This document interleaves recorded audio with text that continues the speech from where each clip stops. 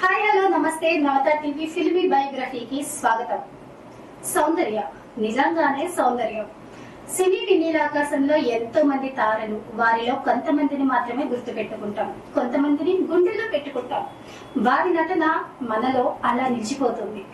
1990లో చాలా మంది హీరోయిన్స్ మన తెలుగు ఇండస్ట్రీని ఏలుతున్న వారిలో సౌందర్య ఒకరు. చక్కటి వస్త్రధారణతో, మంచి అభినయంతో, అశ్లీలతకు ఏమాత్రం తావు ఇవ్వకుండా సినీ విమర్శకులు సైతం సౌందర్య అంటే ఇలా ఉండాలి అనే రేంజ్ లో ఆమె ఉండేది. ఆమె ఎంచుకున్న ప్రతి పాత్ర కూడా మన ఇంట్లో జరిగే సామాన్య పరిస్థితులకు తగ్గట్టుగా ఉండేది. అందుకే సౌందర్య అతి తక్కువ కాలంలో తెలుగు ప్రేక్షకులకు చాలా దగ్గరయ్యారు. మహానటి సావిత్రి తర్వాత సావిత్రి అనే పేరు తెచ్చుకున్నారు సౌందర్య.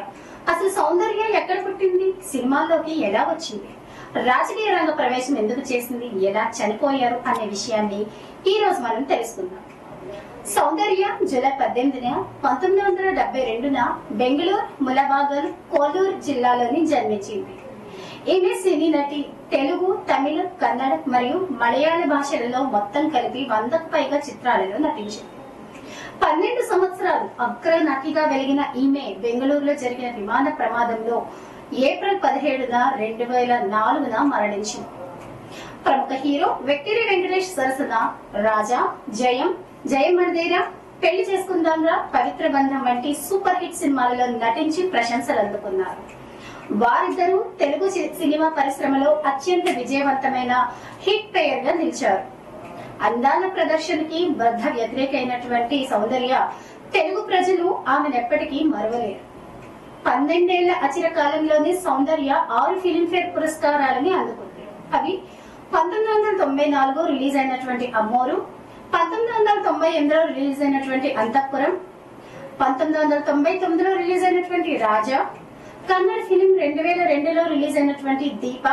దీనికి గాను ఉత్తమ నటి, ఉత్తమ నిర్మాత విభాగాల్లో 2 పురస్కారాలు, అలాగే 2004లో రిలీజ్ అయినటువంటి ఆప్తమిత్ర ద్వీప, ఈ 2 కూడా కర్ణాటక ప్రభుత్వం నుంచి 4 ప్రతిష్టాత్మక పురస్కారాలు అందుకుంది. దొనిసగిలి మూవీ, అది తెలుగులో మహిళ. అలాగే ద్వీప, ఈ ద్వీప చిత్రానికి గాను ఉత్తమ నటి, ఉత్తమ నిర్మాత విభాగాల్లో 2 పురస్కారాలు ఆప్తమిత్ర చిత్రాలకై అందుకున్నారు. రాష్ట్ర ప్రభుత్వం నుంచి 3 ప్రతిష్టాత్మక నంది పురస్కారాలను అమ్మోరు, పవిత్ర బంధం, అంతఃపురం చిత్రాలకై అందుకున్నారు.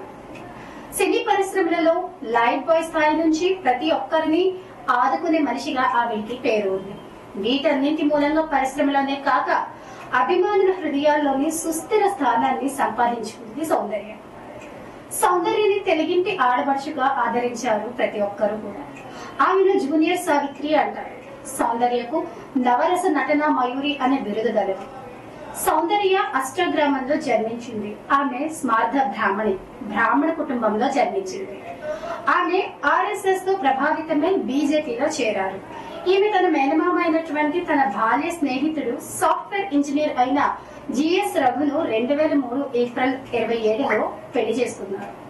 ప్రజాహిత కార్యక్రమం అంటే సోషల్ సర్వీస్ చేపట్టాలనే డ్రీమ్స్ ఆమెకు చాలా ఉండేవి.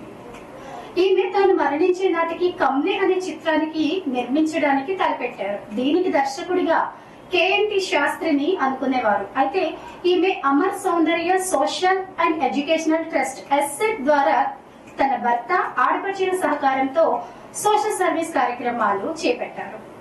కర్ణాటక ములబాగల్ తాలూకాలోని తన గ్రామం అయినటువంటి గంగికుంటను డెవలప్ చేశారు.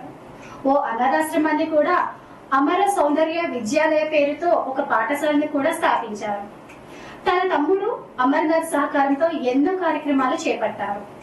మనవరాల పెళ్లి, మేడం, ఇన్స్పెక్టర్ ఝాన్సీ, నెంబర్ 1, అమ్మ దొంగ, దొంగాట, అల్లరి ప్రేమికుడు, రాజేంద్రుడు గజేంద్రుడు, మాయలోడు, హలో బ్రదర్, అమ్మోరు, రైతు భారతం, రాజా, పోస్ట్ మ్యాన్, కలిసుందండ్ర, జయం మనదేర, జగదేక వీరుడు, 3 ముక్కలాట, సర్దుకుపోదం రండి, మా ఆయన బంగారం, రాయుడు, ఆరో ప్రాణం, అమ్మనా కోడల, అన్నయ్య, ఆజాద్, రిక్షావాడు, ఇంట్లో ఇల్లాలు, వంటింట్లో ప్రియురాలు, శ్వేతనాగు, నరసింహ, అరుంధతి, 9 నెలలు, అంతఃపురం, ప్రియరాగాలు, పవిత్ర బంధం, శ్రీమంజునాథ ఇలాంటి వైవిధ్యమైనటువంటి చిత్రాలెన్నో చేసి అనతి కాలంలోనే అందరినీ విడిచి వెళ్లిపోయారు.